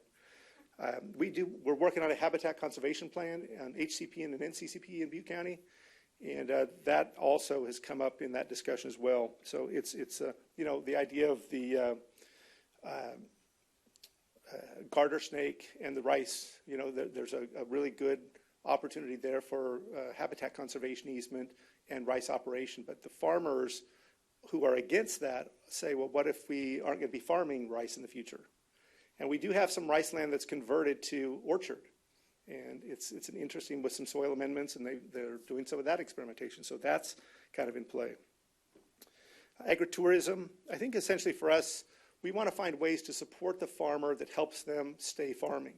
And if that requires some small amount of commercial operation on their property, that's fine. And so we have ways that we've incorporated that into our zoning ordinance to allow for small retail stores to sell the products produced on the property as a little retail shop. And it's creating a really nice little niche market in the county. You know, Airbnb, VRBOs, how do those fit into ag? That's real. That's out there. And is that ag tourism? We're having those discussions right now too. Something that this came out of our public participation process, this idea of what we call the unique ag overlay. And essentially what this is that we have an area just up to the east of the city of Orrville that's kind of a microclimate area where mandarins and olives and wine grapes are grown. And people suggested that we find some way to recognize that, recognizing it's not strictly agricultural land. So it's land that has this rural designation on it, a rural residential designation. But we put this overlay, and an overlay is just another set of rules in one sense, or allowances in another sense. And this is a set of allowances that gives them more rights with this overlay than just the rural designation. So for example, they can have a winery, they can have a tasting room, they can have farm-based tourism with very minimal regulations. They don't have to go through a discretionary permit process. It's just a building permit. And they can do a lot of things. It's permissive. It's very permissive style of zoning is what this overlay did. We've wrestled with solar. We have a utility scale solar grant that we have actually through the Strategic Growth Council, and this is our vision when we started out, and I think this is kind of an interesting story, was we thought there would be places in the county, primarily in the grazing lands, that the ranchers would see the benefit or see a benefit of cohabitating, if you will, grazing and utility scale solar as a way to increase their revenue stream. Well, again, there goes that public participation process. And Tim was wrong. The ranchers didn't want that. They told us in no uncertain terms that they support the idea for accessory uses, but they don't want that the cattle are not going to graze under solar, no matter how tall. I was picturing like parking lot solar or something over the grazing lands, but nobody was interested. So what we ended up developing was a guide, as well as we did develop a GIS model, which is very cool, but we developed a guide. This is what our model looks like. And if you notice, I don't know where I got this. Anyway, to the west, that's all of our prime farmland. That's not even in play in Butte County. The dark area, like to the south of Chico, and I don't know if I can do this or not. There we go. This area right here, this is our landfill. So we have an energy zone around our landfill that would be very suitable. It's also some grazing lands, but essentially the grazing lands are going to be handled on a case-by-case basis. That was the bottom line. So let me just wrap up here. One other thing that came up was a way that we can support agriculture, and this came about through a farm tour that we went on. This is actually a farm, this top one in Glenn County. They converted their diesel pump for their well pump to an electric pump. They have solar right there to support that. That's something, an action actually in our climate action plan to get out there and promote that. We haven't done that yet, but that's another kind of a no-brainer that we got to get the farmers converting the diesel to the electric within on-site solar right there. It just makes so much sense. And so incentive programs on how to do that, grant programs, that's just ripe for that. We are a SALC recipient in Butte County, and we're looking, primarily we're trying to find the best practices out there. I know we're not supposed to call it that, but that's kind of what I call it. The best practices, those farmers that are using the fewest amounts of chemicals, water, energy, and that really will connect with our GHG side of this, because for us, agriculture is the largest producer of GHG in the county. Now that doesn't take into account sequestration, and so that's what we're trying to bring through this SALC grant, the sequestration activities and different farming practices that especially rice can do. Instead of producing a lot of methane, different dry farming, different ways of doing growing rice can actually reduce the amount of greenhouse gases produced significantly. And then so we're coming up with some documents that we're going to be providing to connect our farmers with resources that are available at the state level. A lot of this is just finding out the programs that are there and connecting them with the right farmers, and then that's really a way that we can accomplish the goals that we're trying to accomplish. Sigma, we're involved with Sigma. I'm not going to spend, so last slide. My key thoughts. Butte County's general plan and zoning strongly support ag. That's key. Ag remains the number one industry. Remember, protect, maintain, promote, and enhance. Third bullet, California needs to get its act together, meaning the Williamson Act. And, I would love it if there was a way that we can use the Strategic Growth Council efforts on reducing GHG, finding the best practices of farmers, reducing chemicals, energy, water, and let's make that part of the new Williamson Act program. And I think and I'm willing, we'll be a pilot program in Butte County. And, I thought so we're going to be proposing something here pretty soon to offer a Williamson Act 2 or an alternative to Williamson Act. But, I don't really personally think that the Williamson Act is accomplishing what it's supposed to do right now. We have, it's being used for a lot of different things. We've seen abuses. There's a lot of open space uses. Is that really what the Williamson Act is for? Kind of, but not kind of. If you're looking at farming, so it's a matter of your priorities, and we want to help. The counties, this is the one thing I heard from my county peers. I put it out to our listserv that I was coming to this meeting. They said, you got to hammer the Williamson Act. We are dying with this thing. It's also very burdensome on farmers with the way that the contracts are written. So we've got to reinvent that contract into something much simpler. If you want to do a lot line adjustment in your Williamson Act program contract, it is a mess. Surveys and all that. So I think that's really where I can wrap up. You can read, but thank you very much. Well, thank both of you. Excellent presentations. We've learned a lot. And you partially answered the first question I had was, who will move the Williamson Act forward? We know there's a dollar component. You mentioned, Chris, $500,000 per year per county. That's a wild guess. Wild guess, okay. Probably within, that's right. Yeah. And I like the idea of the Strategic Growth Council being involved. But how will we move this forward?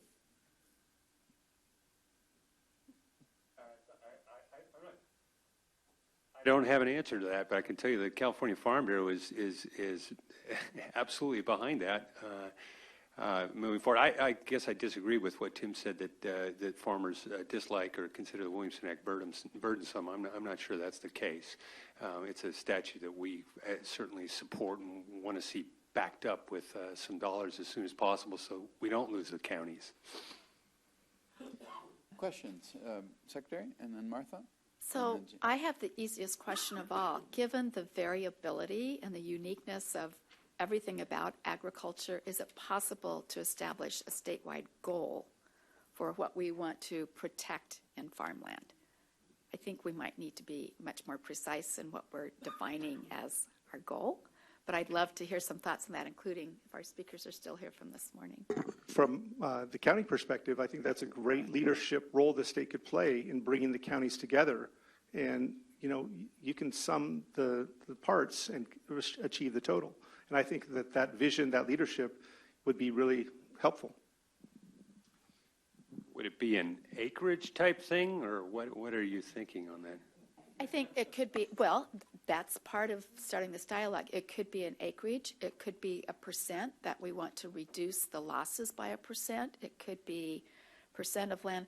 I mean, this is really what climate change is forcing us all to do, is really to look into the future. Even though we've got all of our challenges of staying in business today, if we're not intentional today, we won't have those options for what ag looks like or what its capacity is 10 and 20 and 30 years from now. So it's really about looking into that future and saying, if this is our farmland base today, and this is the number of acres in prime land, and I think Ed's presentation after lunch that also overlays the water on that could be the starting point for us to envision what it is we need to protect today, so that then we start to have Williamson Act funding, or what it looks like, the continuation of SALC, and what it looks like, the other incentive programs that we've had to make sure we're investing in as much as we can do, putting incentives and dollars behind what we say as a state is important to protect. Just my comment on that would be a great idea, I think. And if that's not an easy question, by the way, you said that was an easy question. But Jim had an answer. Yeah, my sense is that some hard numbers, a real goal married up to what's probably going to happen to us in water policy, particularly SGMA, which is really going to reduce the margins of some irrigated acreages in some places. I think that would be great. That's kind of above my pay grade, but yeah, I think it's a great leadership goal. Hey, you're both on my list of stakeholder involvement. Martha? Oh, okay. So both of you spoke a little bit about ag tourism, and I happen to be in a county that we have a tremendous amount of ag tourism, and we've had some problems, and maybe what I should do is just let you know what kind of the problem along with tourism has been, is we have a requirement to plant, and then it allows for secondary use, which is basically a winery, then you can put in a restaurant, you can have a hotel. What our problem has been is that we got tied up with TTB as far as what a premise and premises are. And what's happening is the wineries, they're calling themselves wineries, are not producing any wine on their premise. They're having wine made elsewhere and bring in the bottled product and still calling themselves a winery. And so we've had a struggle with the county. We've had to try to work with the county to get that changed to site. So there's a clear definition that you're going to be making 50% of your wine that you sell out of your tasting room on that site. So you might want to look at that before you allow too much tourism to occur, because all of a sudden people come out and feel that they're going to a winery, and actually what they're going to is a bottle shop. I appreciate that comment. I have said that it's a question of scale and context on some of these agritourism ideas, and there's certainly a lot of farmers, a lot of vintners, folks that have an interest in sort of an ancillary tasting room or something that's sort of value added. But when you cross that line, as I said, into a commercial operation, and it's particularly pernicious, I think, because these venues happen sort of out in the middle of ag. You know, at least when cities grow, it's kind of predictable. They're going to grow outward, and but when you plop down something that's essentially commercial in nature in the middle of the fabric out here, and then you've got adjacent farmers displaced on county roads because they've got a stream of cars coming in for events. It's a whole different thing than an incremental growth at a city boundary. So. I agree with what you said, and it's a question of fact to me. There's no yes or no. Right. I think your point is that there is a time for discretion in the process. So because we analyze traffic, we analyze hours of operation, air quality impacts through CEQA, and so if we have that in play as a discretionary project, then you can address all of those kinds of issues. But your ordinance should be very clear. So you're right. Your county should make that clear. Joy? Thank you. Thank you very much for your presentations. This is a question for Chris. You were talking about wanting to protect the very best soils. How would you quantify that? Who would decide which are the very best soils? Well, there's plenty of tools for that. I think that the FMPP that the Department of Conservation administers, there are tools and maps out there of the best soils by class type, class 1, class 2, and all those sorts of things. And there's classification systems, prime, non-prime.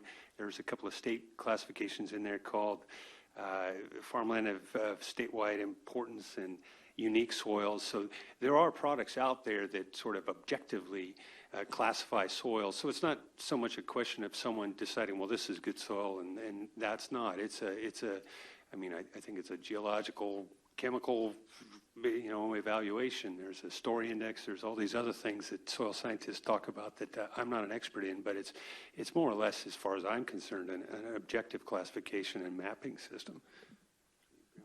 I would just say that we tied the Department of Conservation map we embedded it into our general plan as a way to clarify prime, unique, and important farmlands and how that is connected with zoning. Don Cameron?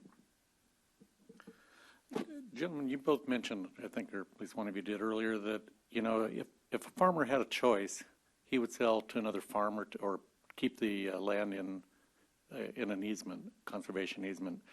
But isn't the reality that really the developers are able to pay more money for that land? And you've talked about succession and planning. Doesn't that really kind of take the lead when it comes to where the land's going to go? Yes, sir, that's absolutely the case. I'm unaware of any funding mechanisms that's nearly colossal enough to compete with developer dollars for farmland. It was just kind of a wishful thinking for me. I think that the concept that I expressed is probably true. I mean, I think, go to my dad, we farm, and say, hey, Dad, we can either get $2 million if we sell to, a skyscraper, or $2 million if you keep farming this thing. He'd probably pick to keep farming, but that's not you're right, it's not a reality because there's just not enough money out there to compete with development dollars. But a little bit would be helpful and hopefully stem the tide just a bit. So that's why I'm making the pitch for more conservation easement money. So as a former YOLO Land Trust board member, if we like. I think that the key for what in our county in a way is the zoning and the general plan.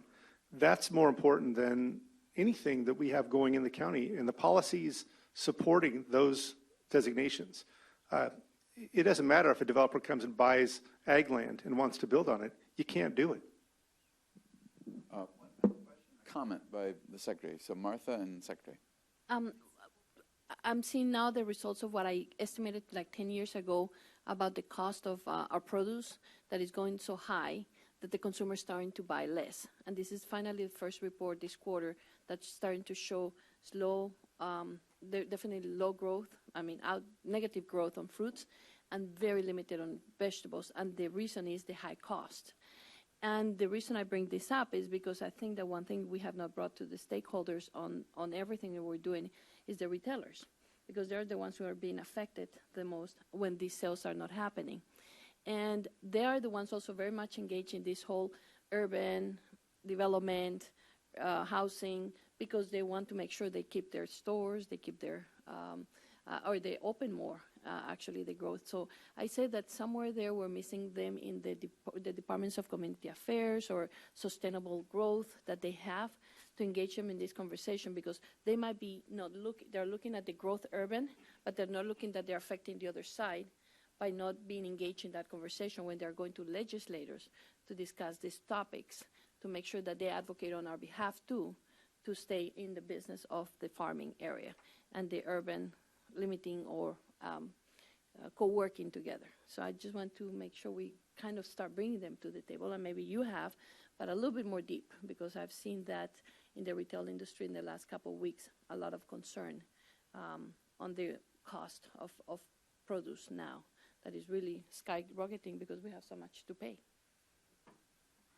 Thank you, Martha. Nancy, no, you have time too. Well, thank you both. And Chris, I particularly appreciated your emphasis on the soil. I think one of the most impactful meetings we had at the board was when we heard from our soil scientists that we had 60 years of topsoil left. And now we have 57 years. And I'm just wondering at the local level if that's being communicated. Do people understand the resource that topsoil is? I'm not sure. I mean, I guess that comes back to my final point about communications, and making good people understand that, good soil is this same kind of patrimony or matrimony or whatever you want to call it, that the legacy of the earth that species are. We certainly have NRCS and all those folks out at the local level, but for your rank and file consumer, suburban dweller, do they think much about topsoil or loss of topsoil? I don't think they do at all. Doesn't matter. You go to the store, and as long as the Safeway's produce section looks good, that's it. And I wish there was that level of commitment to agricultural resources like prime soil that there was to salmon and steelhead and smelt. It's all part of what we have and what we can lose and never get back. So. I was just going to comment to both of our speakers. I really appreciate the desire of allowing farmers to have alternative revenue streams, which is because I spent so much time in the wine business. It's also an important bridge that can be part of an authentic ag literacy exercise. But when the entertainment value surpasses what it takes to grow and produce something from that land, and the family and ag values that come from that, that's where we cross into the commercial, which there's good to have bright lines, but I think that's what we really have to focus on, is that we have a tremendous opportunity to enhance ag literacy, which will drive better policy, but we could blow it if we make it too much. And I love Disneyland, and they're going to do a great partnership with California Grown, but if it's too much like Disney entertainment and not enough of the authenticity, I think we cross the line.